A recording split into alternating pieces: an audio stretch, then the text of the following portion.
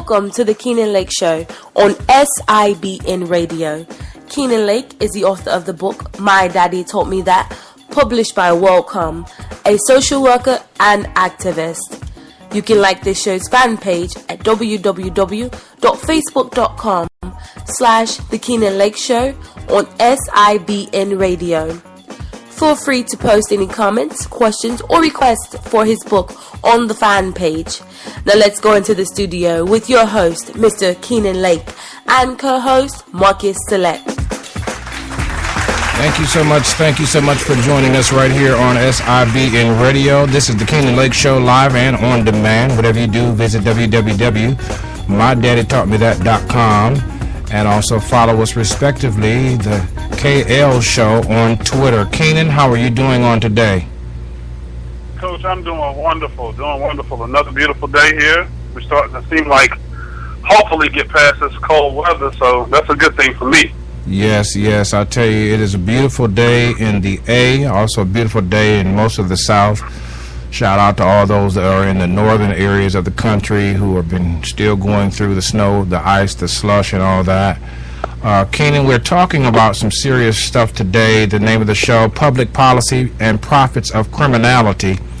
And I was just watching a short review of an author whose name I really didn't catch, but the subject of his book was about Stokely Carmichael. You remember him? I do remember him. Yes, the man who made famous the phrase Black Power. But anyway, we're moving forward to talk about today's topic, man.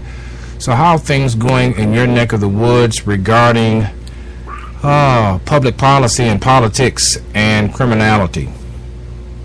Well, Coach, it's funny that how things work and how, as I go forward in my everyday life, just doing what I do in my job with my program, it's starting to become more prevalent how these things are working. And, I hate to put, so much emphasis on the government or on the system, so to speak, and not hold or take responsibility for our own actions, because I think it's a combination of both.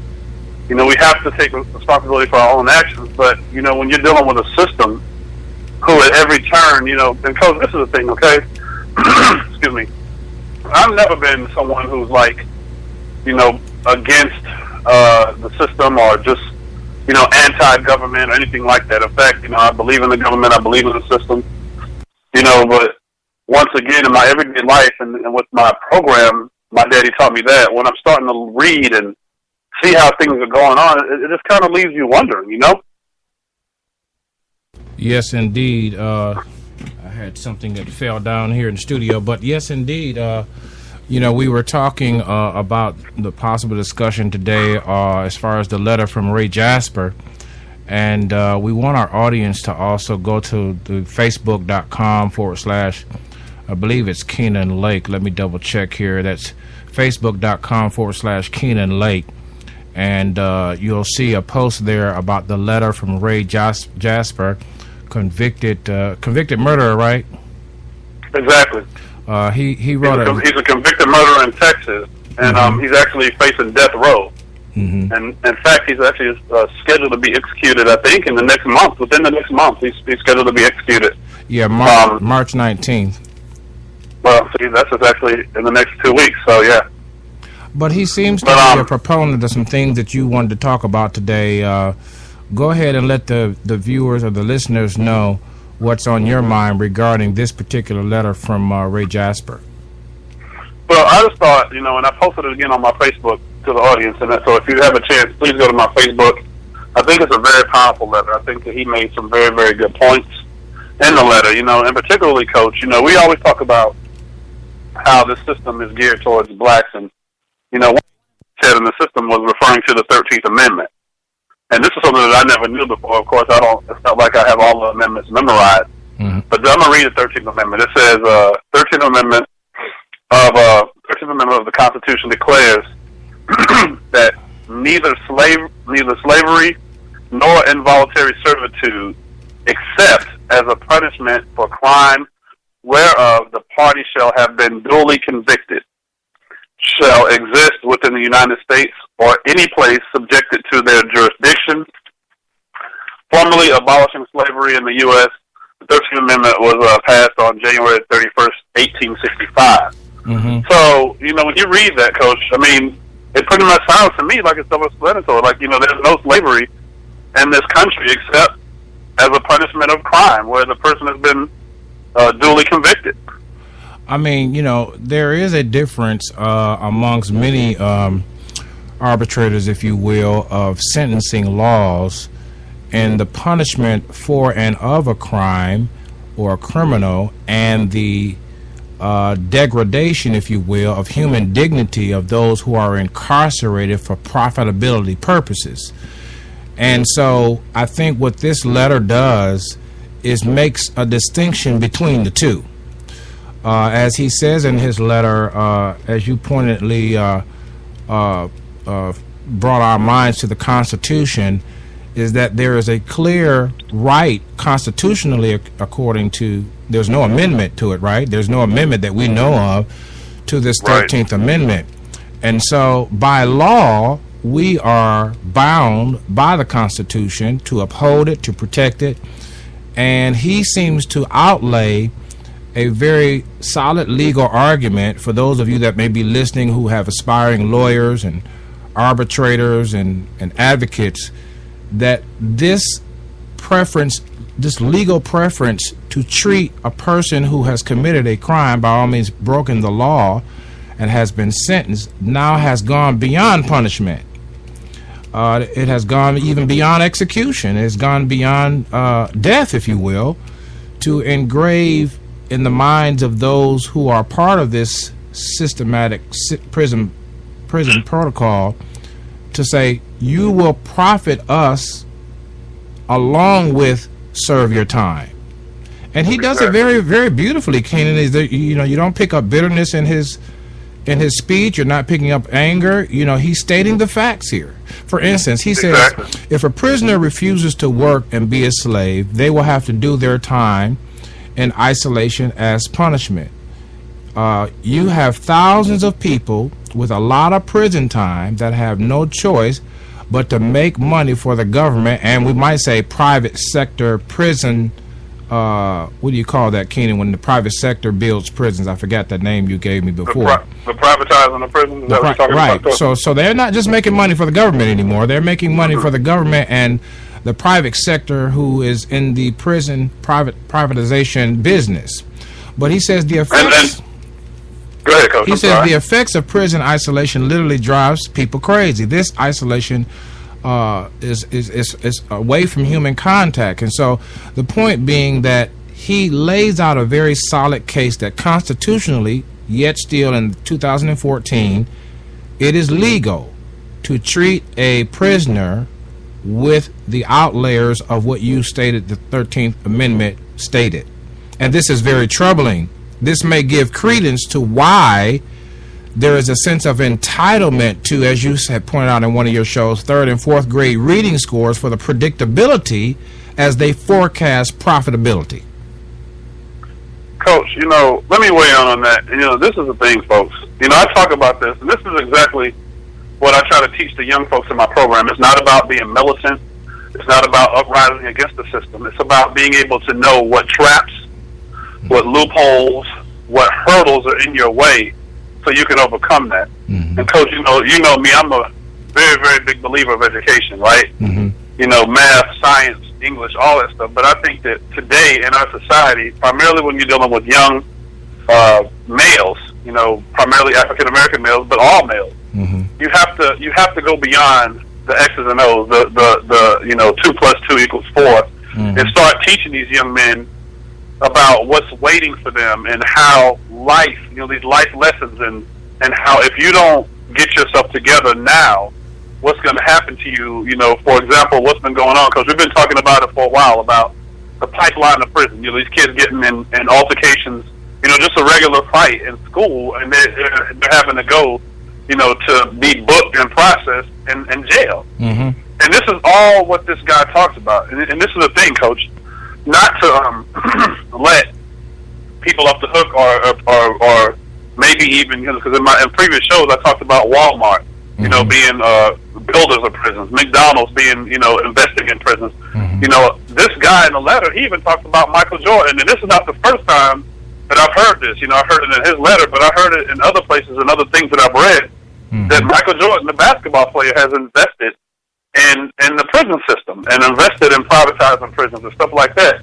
The guy says in the letter here, Mr. Jasper states that any shrewd businessman would be a fool not to invest, because it's a $1 billion industry and it's about making money. And if you don't have any empathy for folks, you know, and this is the thing, I'm not here to preach to the choir about the, you know, being empathetic for prisoners and, you know, prisoners' rights and stuff like that. Even though they're still human, they deserve to have rights.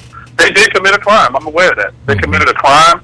You know, whether you know, the circumstances, you know, subjected them to do so or whatnot. Who knows what the, you know, I don't know what the issues are, what behind it, but they are prisoners for a reason. Some may be unjustly in prison. However, with that being said, it's still, you still have to have empathy for people. You still have to have empathy for humans. And when you have this type of rule subjected, basically what you're doing is, like Coach said earlier, it's a slavery system where not only are you having these folks become slaves, but you're having people profit off of that. And they're not being treated well, they're not being taught well, they're not being educated well, they're just being used, so to speak. Well, one of the things that he pointed out, and we want the viewers to go to facebook.com/Keenan Lake. If you're not a friend of Keenan Lake, by all means, send him a friend request. He's not at the 5,000 friends mark yet, so by all means, he'll welcome that friendship. But you'll see the post there, the Ray Jasper letter of a convicted murderer who is set to be executed this March of 2014. One of the points that he points out, though, is that I won't say the majority, but there's a significant number of inmates who have been subject to disproportionate sentencing laws that are on the books right now, that are on the books in multiple states right now. They're on the books regarding the federal government right now, that are on the books regarding even city ordinances for that matter, such as if you get a ticket in one county, or if you get stopped in one county for one thing, they could give you several tickets, and what happens is they'll pile a bunch of fines on there knowing that you may not be able to comply, and so thereby now subject you to a bond hearing where now you're incarcerated, and then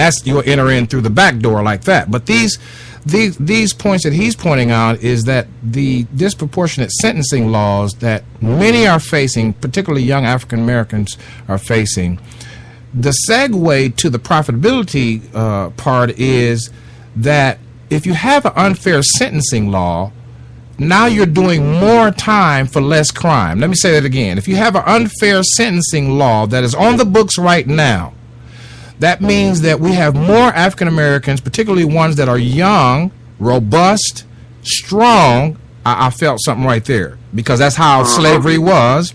Now they are doing more time for less crime.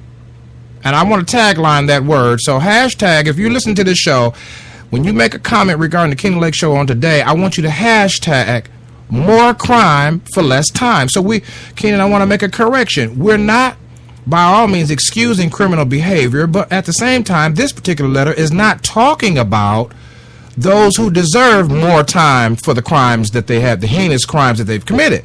We're talking about young, robust folks who are committed to the system for trivial things, and now they are facing more time for less crime, by which the segue to the profitability margin for corporations is that they are working while they are in prison. And as Keenan has said 1,000 times, they're not just working for the, inside the prison. They're working to be labor, free labor for the government and for those private sector companies who are in the prison privatization business. And so we're trying to paint a picture for the listener that these young, robust, pants hanging down to the ground, I got my crew, and as a song, some of the songs says, I'm stone, I'm stone, I'm stone generation. You are being marketed for not only prison, but for the bottom line of some government entity and corporation who looks to have a growth margin. Can you believe that they see a growth pattern worth investing in. But, Coach, not only that, and before we go to break, Coach, let me just say this, and you're absolutely right. But it's like this, Coach. He even mentioned in his letter, and I forgot the name, but he said, somebody predicted that in the year 2000, if we didn't change, that there was going to be 1 million people incarcerated in the United States. Chuck Colson. Yep. Mm-hmm. In the year 2000, we're going to have 1 million people incarcerated. It's 2014, and we have 2 million. Mm-hmm. And that's just a conservative number, really. Right. The guy, Mr. Jasper stated, he's from California now. Again, I'm from Asheville, North Carolina, which is my hometown. I love it. Beautiful place, but it is a predominantly white place. It's, the ratio here is something like 89% Caucasian to 7% black. So it's a very white, community. With that being said, this guy who came from a lot of diversity from California, Mr. Jasper I'm referring to, who wrote the letter, he said when he got incarcerated, he thought he was going back. He's never seen that many black people in his entire life. And he mentions in his letter how it was a culture shock for him to see that many black men in one place. It was insane. But, Coach, when we come back from commercial, I want to start tying this up because there's a couple things I want to address. And it's like, it just makes you think and it makes you wonder, and makes you want to talk to our youth even more so we can be better able to help and be equipped for what it seems like is, what's happening to us as African-American men. Well, also, we want to let people know, listen, you have to get the book. The segue into a lot of the things that we discuss is the great book by Keenan Lake, My Daddy Taught Me That, which will institute a father-like mentality. If you are dealing with a boy child and you need a window into a father's heart, or if you're dealing with a boy child, girl child, and you need a window into the fatherhood structure, this is a great book that you must have, a must-read. The Keenan Lake MyDaddyTaughtMeThat.com website has a link there that you can click and purchase that book today. So you're listening to the Keenan Lake Show right here on SIBN Radio. We'll be right back in just a few minutes. Stand by.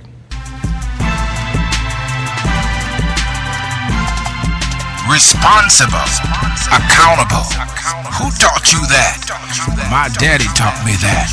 That's right, the new book all the way from Asheville, North Carolina, representing the legacy of Benny Lake is Keenan Lake, the author of My Daddy Taught Me That, the book and the program for young men in Asheville, North Carolina and throughout the region.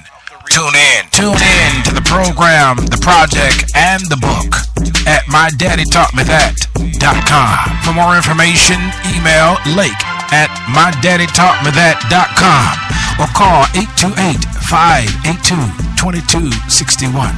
That's 828-582-2261. MyDaddyTaughtMeThat.com.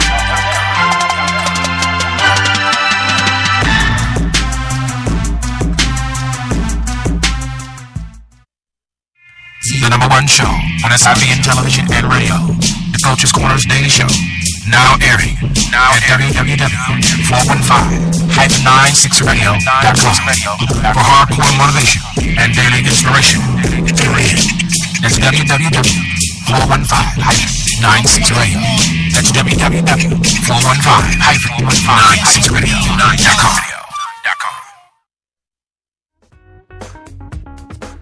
All right, we're right back here with the Keenan Lake Show. Keenan Lake is talking about today the profitability of criminal behavior and even misjudgment, for that matter. You know what I'm saying, Keenan? I mean, you ain't got to even be criminal anymore. You never lie. So, yeah. But, Coach, while we're on this topic, I want to tie some of this in. So, all my shows, I've talked about, the privatizing of prisons. I talked about the music industry and how things are set up. We even talked about, the pipeline from school to prison. There's a big thing going on, folks, in this community, in this country, and with our youth generally. And it always seems like it's around young African American males. Anytime we deal with things that affect people, it always affects, things that in this country always affect the poor, the minority, the underprivileged more so than it does the elite and the rich. I mean, that's just the bottom line. But, Coach, you know, when you start to think about these things, you know, it's like for example, Coach, I was reading the other day, and I read a lot. You know, is everything that I read 100% true? Of course not. But when you start to think about it in the context of what it comes from, now everybody in this, everybody who's listening to my show, who, you know, probably at some point in time knows about the music industry, particularly the hip hop culture, and how it seems like it's been targeted as a way to kind of gear towards, you know, the demise or the downfall of the young African Americans who listen to it. Mm-hmm. But, Coach, the other day I was reading an article, and it's called the MK Ultra Project. Okay, MK Ultra Project. Now, it's a fact that MK Ultra is something that the CIA came out with in the late 30s, early 40s, and it's mind control. Mm-hmm. Okay, it's a mind control operative project that the CIA was doing in the 1940s and 30s, late 30s, you know, up until to this day. They've been doing it since that time. Mm-hmm. Well, a whistleblower came out, you know, a while back, and was, you know, I think it might have been 2012, maybe in 2013, and talked about how that project, the MK Ultra project, was implemented, and it was purposely implemented to be put into hip hop culture and music. Mm-hmm. So that in itself, Coach, shows us that you have a mind control program and project that the government CIA runs. Mm-hmm. Why is that? You know, this makes you think, like, why would you implement that into music? And it's the only one obvious choice or answer that I have is that, you know, you implement this because you want to brainwash the folks who are listening to this music to convince them to do whatever it is that your agenda is. Well, so when you have it also goes back to what you said about the letter that we reviewed several months back, the Willie Lynch letter, to the fulfillment of that. But go ahead, finish that. That was a good point. Finish that. But when you have things like that, Coach, you have things that, okay, this is a fact that there is a CIA project, program, organization, whatever you want to call it, this geared towards that. Then you have where, you know, these privatized prisons are popping up all over the country, and people are investing, and you hear about famous people, you know, rich and famous people who are already millionaires, billionaires, investing this money into these privatizing prisons. I mean, it just shows you. But then the kicker here, Coach, is this: when you have so much of this stuff going on in different segments, the music, the school, you know, targeting, you know, the school where, you know, third grade reading test scores, you know, they have jail cells waiting for you. Dropout rates, you know, you have it in, you know, all these different systems. It only comes, what it makes me believe is this, and this is my personal belief, it makes me believe that there truly is an agenda to where the more money can be made off the backs of our poor, off the backs of our minorities, off the backs of our undereducated, off the backs of our misled, underserved, then they're going to continue to do this, and they're going to continue, and it's going to get worse. You know, I mean, it's only going to get worse, Coach. You know, I'm looking around. The other day I had a young man, and I didn't even realize how severe, particularly here in Nashville, how severe the gang life is. We talked about this on the last show. You know, when we had the guest speaker here, Tony, who was one of the guest speakers on the last show we had, you know, and you were talking about the gangs in Atlanta. You know, it just goes to show you, Coach, how things are set up for us not to improve, but to be dumbed down by the music we listen to, the food we eat. You know, not being able to get accessibility to healthy, nutritious foods, only having certain foods in our neighborhoods or on the corners, only having certain types of stores in our neighborhood. I mean, it just seems like we need to start educating ourselves and being so much better than what we are, Coach. You know, as I was thinking about what you were saying, my mind went back to Stokely Carmichael and what he's known for. Now, when he went to West Africa, by all means, he kind of lost a little bit of that celebrity status, of which, you know, he has some greater and broader and more global objectives, perhaps. But, you know, a lot of people were wondering, why did he leave? Now, I'm using that loosely, the celebrity status, but what I mean is that he had a platform in the American cultural, and he was able to voice certain things, and a lot of people wonder why he left. But listen, one of the things that he was an advocate for that became a threat to the establishment was the two words black power. But that word black power was not necessarily rooted in civil rights in the sense of just being treated with dignity and respect as an American, African American, but it was also rooted in self-determination. And I think what you're pointing to, perhaps, is that we need a resurgence of that. We need a resurgence to engage our minds, if you will, into a more self-determination, determined to overcome the odds, determined to overcome systematic obstacles, and so forth and so on. And so I think that's what I hear you saying, is that yes, it's bad. It's really, really bad out there, and it's worse than we ever imagined. But the fact of the matter is that in order to overcome these ills that are now plaguing us, there has to be some level of self-determination. What you think? Well, Coach, I totally agree. And that's one of the main reasons for the Keenan Lake Show. It's trying to be able to implement some type of belief, some type of recipe for the disaster. But I think, too, Coach, not only does there have to be, more motivation and more drive on our part, but it has to be a movement for Christ. This is something that we can't fix by ourselves. This is something that we can't get out of by ourselves. We have to be able to go and turn to Christ and take all of the problems that we're facing to Him. Not that we just take Him to the door and leave Him, but being able to say, okay, you know what, this is what Christ has, this is what we're going to talk about. We're going to, I pray that Christ can come and take this and fix this. However, I have to do my part, and I have to be accountable for what I'm trying to do and what I'm saying. Another thing too, Coach, is not just say about it, not just talk about it, but be about it. Do things that's truly going to be impactful and helpful for not only yourself, but the folks and the youth and the citizens and the people who you're trying to help and improve. I mean, but the sad part about it, Keenan, we are already caught in the thicket. I mean, the best of us are caught already I'm talking about the best of us, those who are parenting, those who are being responsible, and we need to talk about this on the show one day, but some of the best parents, those who are working, be responsible, paying their bills, spending time with their kids, already caught in the thicket of systematic forecasts for profitability from forecasted criminal behavior. And so what we want to also pass on to the listener is this.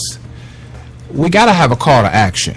And so some of the steps that we know is that personal responsibility. One of the things, Keenan, that your father taught you, my father taught me, is that when you are moving about the journey of life, if it's to be, it's up to me. And if it went wrong, not that it was always my fault, but I first look within and say, how can I do better? And so that's number one, what we want to pass on to everybody. But number two is the collaborative efforts of a community is the contribution to a well-developed life. Unless we begin to articulate the components of longevity in life. And longevity in life is not just in the age number, but also in the dignity of life, the ability to finish college, the ability to finish high school, the ability to have children within a committed relationship, the ability to be able to see your kids grow up and not be incarcerated. These types of components, unless we begin to articulate that as a unit, I'm afraid that we have a lot more work. It's like when you miss so many days in school, you have to play catch up and you have to do homework when everybody else is outside playing. Why? Because we were asleep at the wheel. And that is what the Keenan Lake Show is all about, Keenan. I have to plug the show because this is why we're here. We're here to talk about what our fathers taught us, which now turns out to be the pillars of antagonistic targeting of not only the Republican Party, but just the political process in general. And we could go on and on and on and talk about states' rights. We could talk about a number of issues. But until the average listener is empowered, Keenan, to know that maybe my father wasn't there, but listen, I got Keenan. Maybe my father wasn't there, but my grandfather, or maybe my grandfather was, but my uncle. until we reach that plateau of talking, Kenan, I'm not sure that we're going to feel as encouraged as we aim for people to be. Well, and not only that, Coach, but you're right, because the ones, like you said, the better of us, the ones who are really trying to implement, after a while it takes so much out of you that you kind of start saying, you know what, why am I wasting my time? Or, right. Why am I putting forth everything that I have? And you get discouraged. You get discouraged, you hit that little plateau where it's like, I'm not going to put another ounce of my energy or my resources or my money or whatever it is into this because of the fact that, you feel defeated, you feel like, it's not going to help, you feel a lot of different ways. Mm-hmm. So that's part of it. The other part, Coach, is that, it's just that uphill battle, where it's like, and it's not all, it's that whole wall, and that whole systematic climb, and it's like, wow, I'm doing this, that, and the third, but at every turn, like, for example, let me give you an example of what I'm talking about. In my program, I talk to these kids and youth about so many different things, a lot of things that we talk about on the show. I try to inform them and educate them on being accountable for their actions, being responsible, for education, making sure that that they're able to get past some of these things that we're talking about through education, through knowledge, being aware and prepared. But with that, Coach, the other day I was driving and the kid had a cell phone out, and it's another social media style. It's called Vine, and on Vine, the kid was listening to some of the most immoral stuff that you could ever want to hear. Mm-hmm. And it's like, you're dealing with that too. You're dealing with the system, and it's like you're catching it on every level from just the system itself, the government or the penal system. Then you got to deal with a school system that we don't even want to get into because I don't understand what's happening with the public school system these days. Yeah. Then you're dealing with the social media site, which has all of the kids' attention. Mm-hmm. If it's not the social media sites, then it's the Xboxes and the PlayStation. Mm-hmm. I mean, it's so much that you're competing with, and then you have your own life, you have your own struggles, you have your own things that you got to deal with. Mm-hmm. But just to try to reach these kids, and that's what I'm talking about. There's so much going on, and being able to take some of that away, being able to break through some of those barriers. But when you have wall after wall after wall after wall, mm-hmm. and it's like, wow, really? But you got to keep plugging forth, Coach. I think you're absolutely right. Keep plugging forth. Keep being determined to make a difference. Kenny, you said it best. I mean, the contribution that you're making in your community should be applauded. And we're asking, let's just pause right here and make an appeal. We want you to get involved. If you're listening to this show on a regular basis, we don't just need a shout-out. We need you to refer this program and this website, www.mydaddytaughtmethat.com, to a parent who's interested in change, to a parent who's interested in other options to be able to reach their children. Because, even even in the best of situations, children, as they get into the teenage years, it becomes a little bit more complex because children are going through much more than the eye meets, you know what I mean? And so we want to advocate for those of you that are listening to this show. We don't just need a shout out or a thank you. What we need to do is start referring this program, this radio show, the book, My Daddy Taught Me That, the website, to other, and not only parents, but other community entities who are mentoring. We already talk about, and we'll talk about this a little bit more if you want to, Kenan, after the break, but we already talked a little bit, Kenan and I, off air about President Obama's in My Brother's Keeper initiative. And so we're gearing up to get a part of those funding opportunities that would help us do our job better. But we need partners like you, and you that are listening to this show to say to Mr. Lake, listen, I've read the book, as Kenan had shared with us on a few shows back, a young man, a Caucasian man who really chased Kenan down and gave him high marks for the book, and others that have read the book. We want you to say, Mr. Lake, we're going to stand with you for the fatherhood initiative that you bring to Asheville, North Carolina, and beyond. And we're going to do that by doing this action. And Kenan and I are also working, Kenan, you might want to speak to this as well, to put together a video so that those of you who are doing well financially can contribute to the initiatives that Kenan is already footing the bill for. where these young men are taking part. Kenan, talk a little bit about the men's program before we go to commercial break. Talk a little bit about some of the things that you're going to be doing with the young men and that have done with the young men that cost money. Well, Coach, I can't appreciate what you just said enough. Being able to plug not only the book but the program. So, folks, for those who have listened to the Kenan Lake Show over the past year, I think we reached our year mark this month, Coach. So, congratulations to that, March. Mm-hmm. It's been a year that the Kenan Lake Show has been in existence. But not only that, but the program, which is the men's development program. So, again, I have a men's development program that I run, which is called My Daddy Taught Me That. I work with young men ages 12 through 19. That program has been in existence since July 1st, 2012.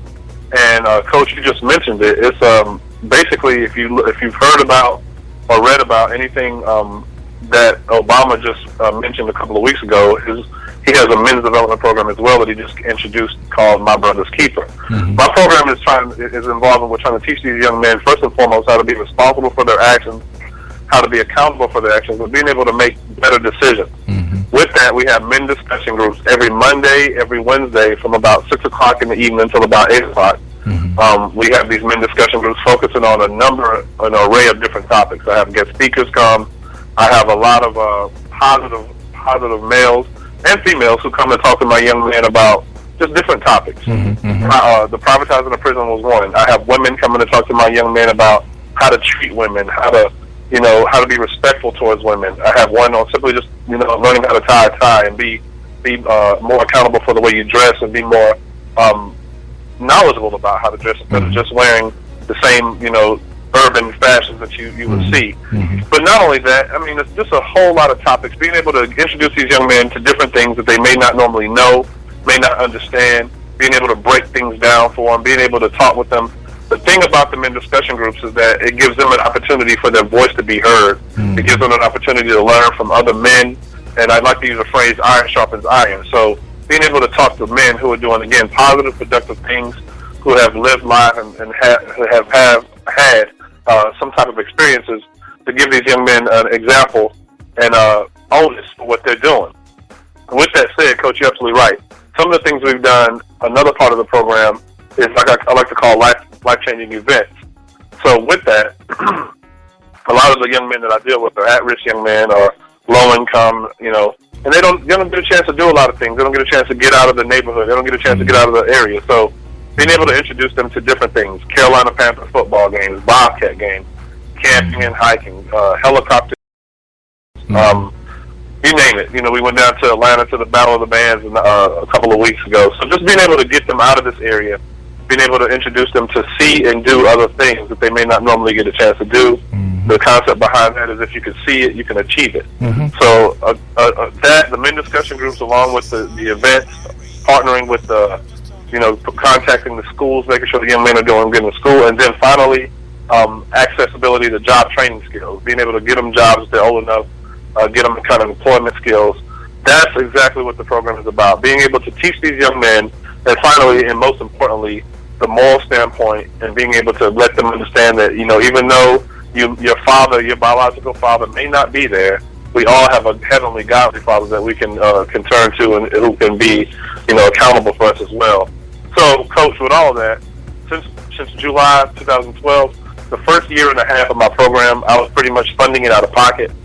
There are so many things that I need. Of course, money is always a great thing, but being able to have other resources, being able to have people, involved with the program, being able to have voices out there is always a great thing too.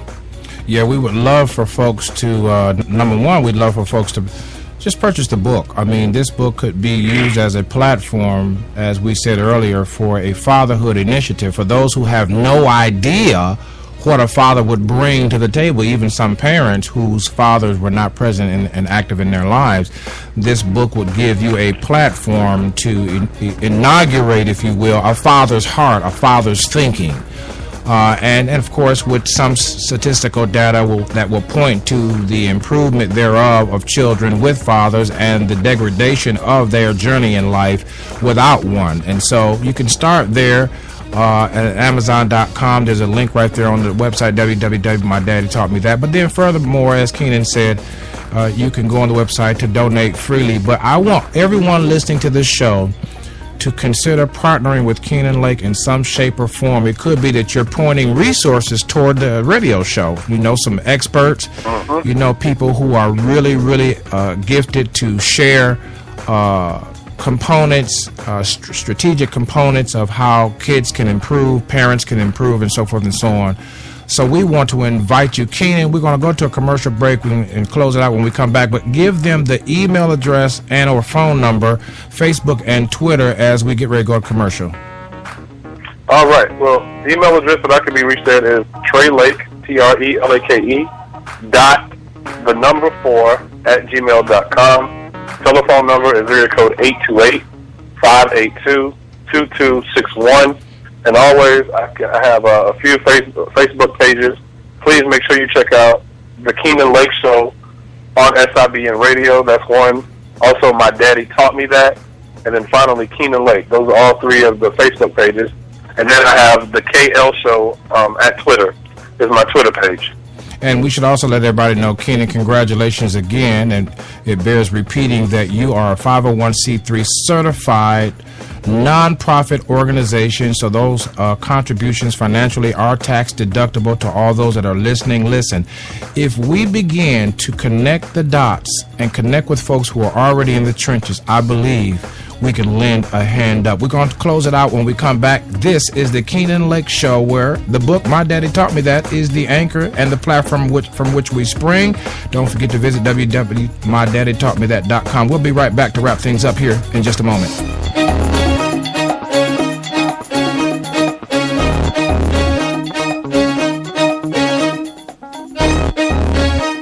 SCGPW. That's right. The Select USA TV Collabo Media Groups and Partners Worldwide for a limited time has opened up its membership to the general public.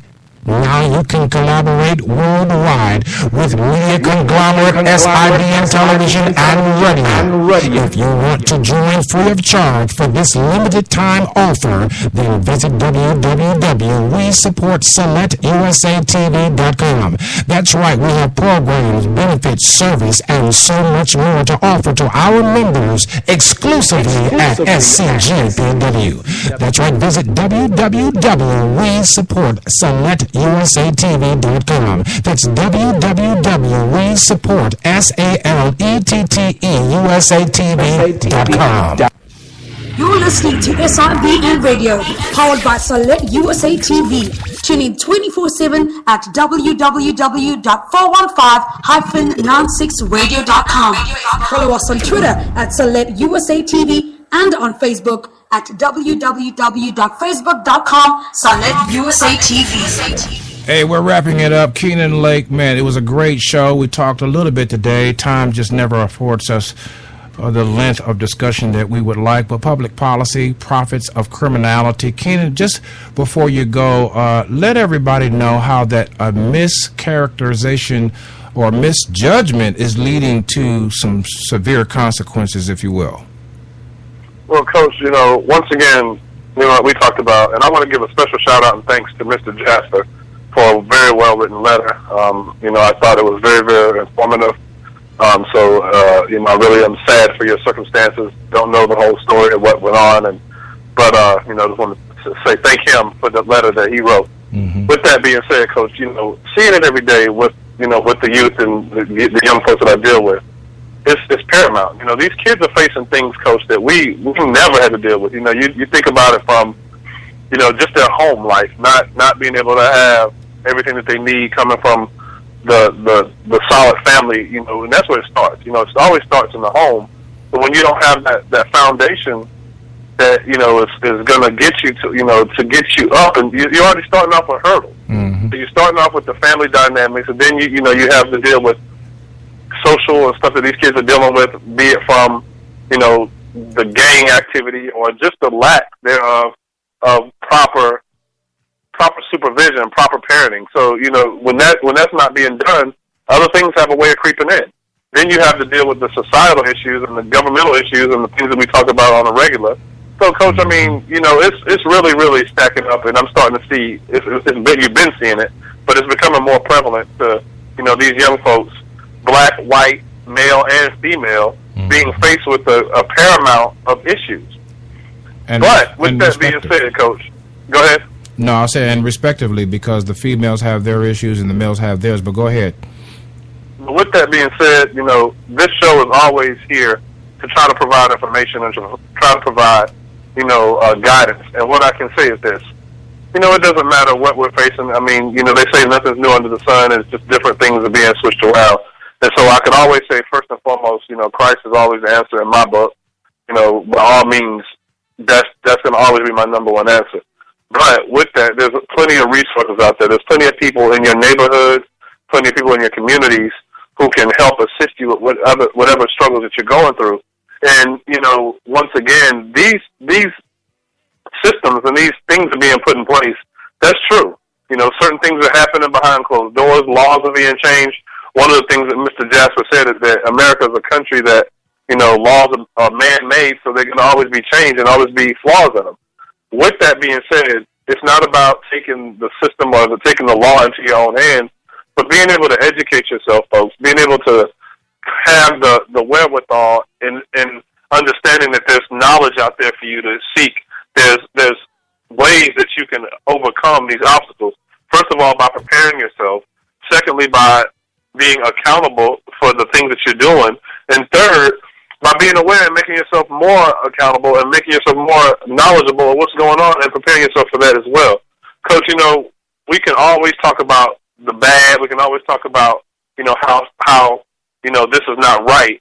But if we're not doing things to fix it by at least arming ourselves with that knowledge, with that, you know, and say, okay, you know what, if this is going to be happening, like, to give you an example, if they're targeting young African-American males and they want you to be in jail, your stance should be, well, I'm not going to be a statistic. I'm not going to jail. So what I'm going to do is I'm going to go against the grain.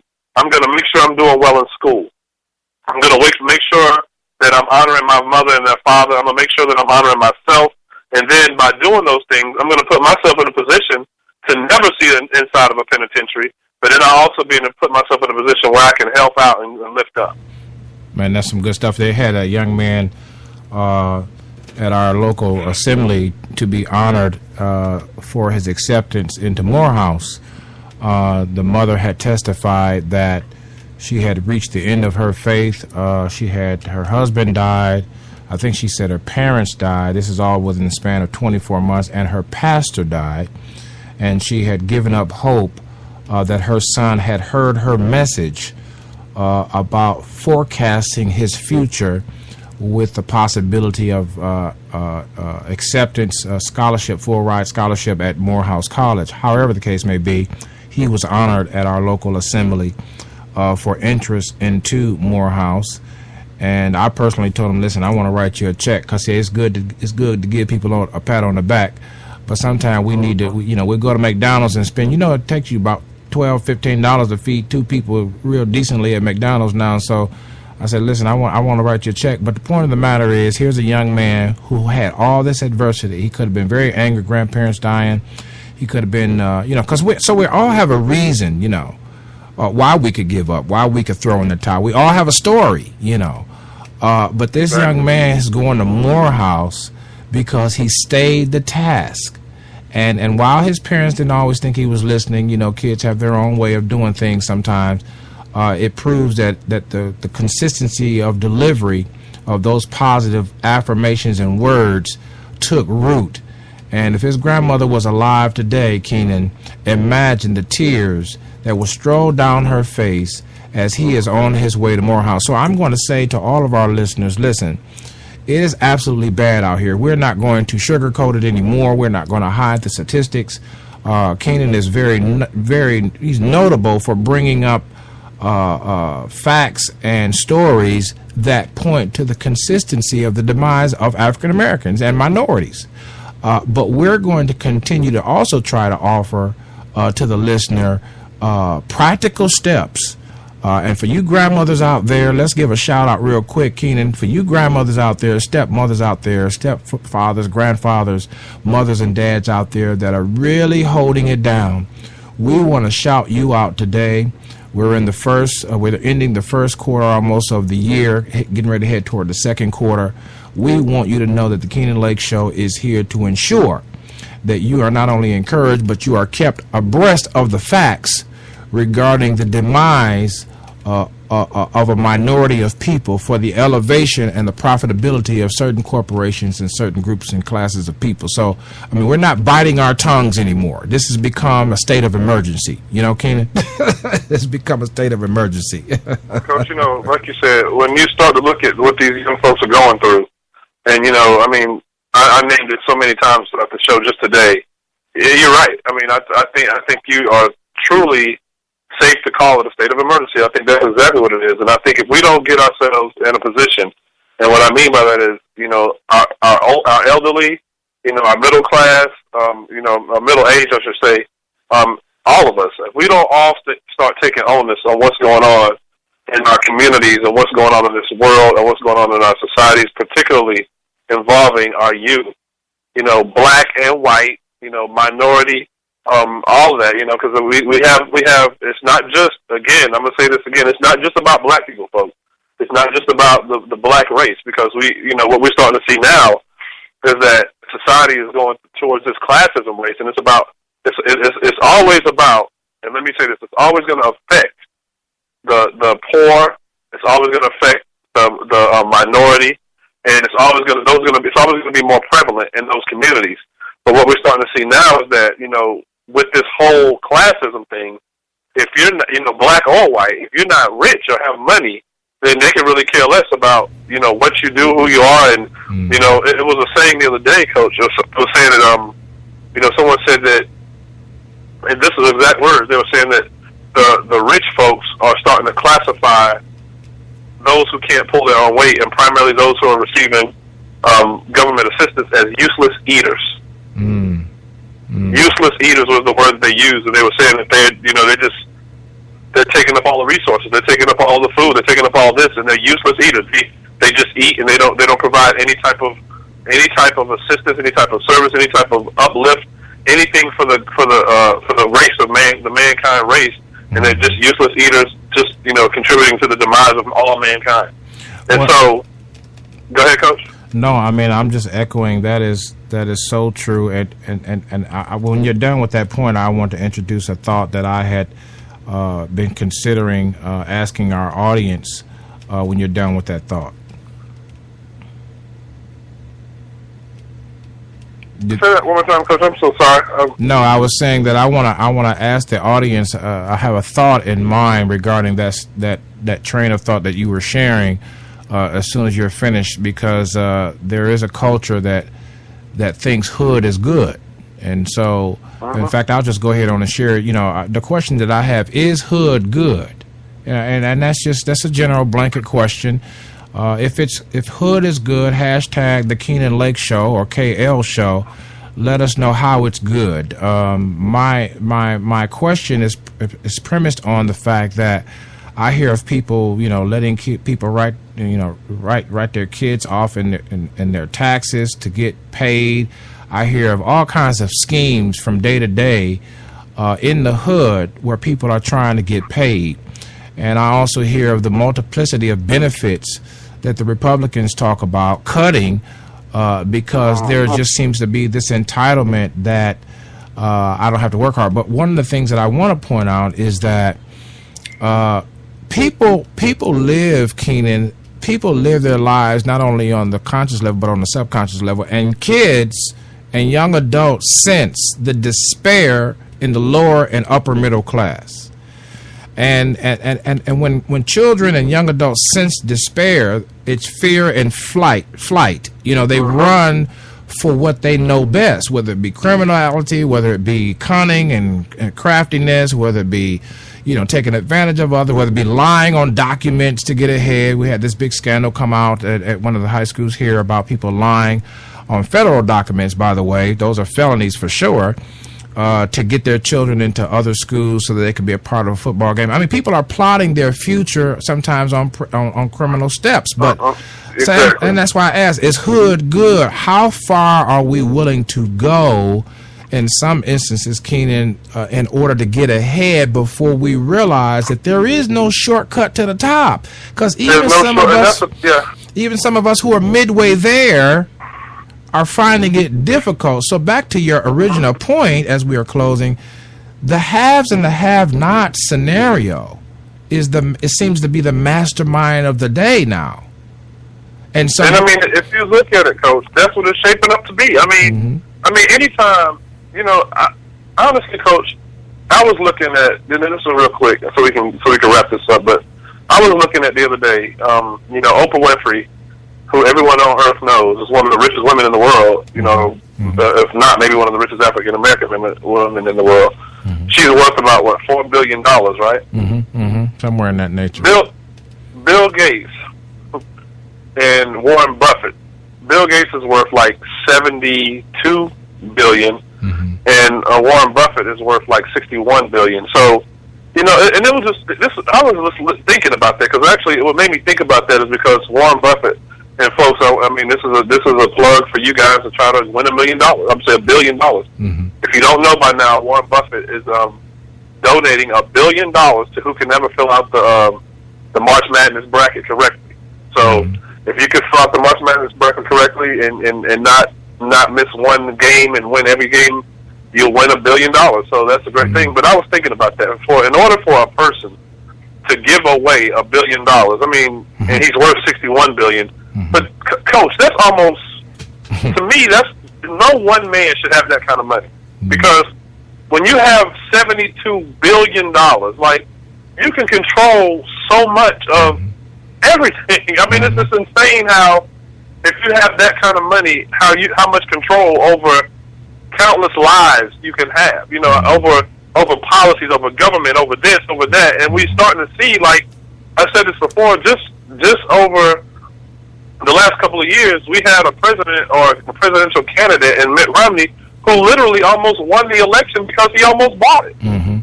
He almost bought. So it's like when you have money as your number one priority, which it seems like that this country does have. That's what runs this country. People are working 3 and 4 jobs to make money. People are doing whatever they can to make money. And when that's leading us, when that's leading an entity, when that's leading our government, you can't really have things go right. So, it's like, it's not going to ever be fair for the less fortunate. It's not going to ever be fair for the minority. It's not going to ever be fair for the poor, because it's not shaped. It's not set up for that. It's set up for, you struggle to get ahead, and you pretty much work your life away, to pretty much pay bills and get ahead. But those who are already in position and power, and will remain in power and will pretty much feed off of the ones who are not. And so being able to, like you said, Coach, it's being able to recognize that and say, okay, you know what, whether or not I get rich or not, these are the steps that I can take to not only help myself, but once again, help those who are maybe even less fortunate or even under me, or maybe I can do some things to lift that part of the race up. One of the interesting things is that the people listening to the show probably would know. If not, we're going to tell you that in the data, the life expectancy is measured in the data, in the demographics, the data, the statistics. And the projected path of the United States of America, despite any one political party, is projected based on data. Patterns, even investors invest based on data, what they know about companies and trends and so forth and so on. But as we close today, we want to encourage you to expand your life expectancy, because your life expectancy will be short if you take too many shortcuts now, because the haves and had not mentality is any day, for instance, food stamps can be cut. Any day now.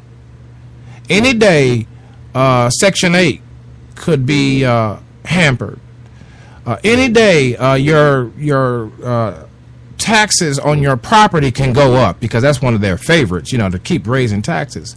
So as we close, we want to encourage you that public policy and profits of criminality, this topic that we had today, can be impeded with a momentous of people speaking up, speaking out, speaking on the issues that they care about most. And that is what the Keenan Lake Show is all about. Follow us on Twitter, the KL Show, and also on Facebook. Keenan, great show, man. We got to run. All right, Coach. Folks, we hope to see you next time on the Keenan Lake Show. Thank you so much. Peace out. All right, then. Stand by. Thank you for joining us today for the Keenan Lake Show. We know you will be empowered as you consider the content shared by Mr. Keenan Lake, co-host Marcus Select, and our guests. For more information about Mr. Keenan Lake, please visit www.mydaddytaughtmethat, and feel free to email us at lake@mydaddytaughtmethat.com. Books can be ordered from Mr. Lake by calling 828-582-2261. Until next time, you've been listening to the Keenan Lake Show on SIBN Radio.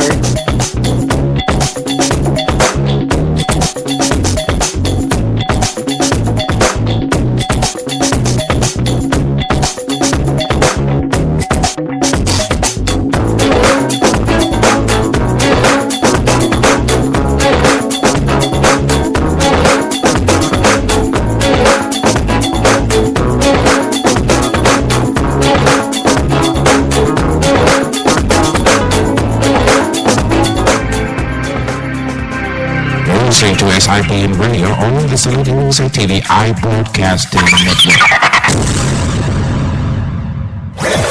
You're listening to SIBN Radio.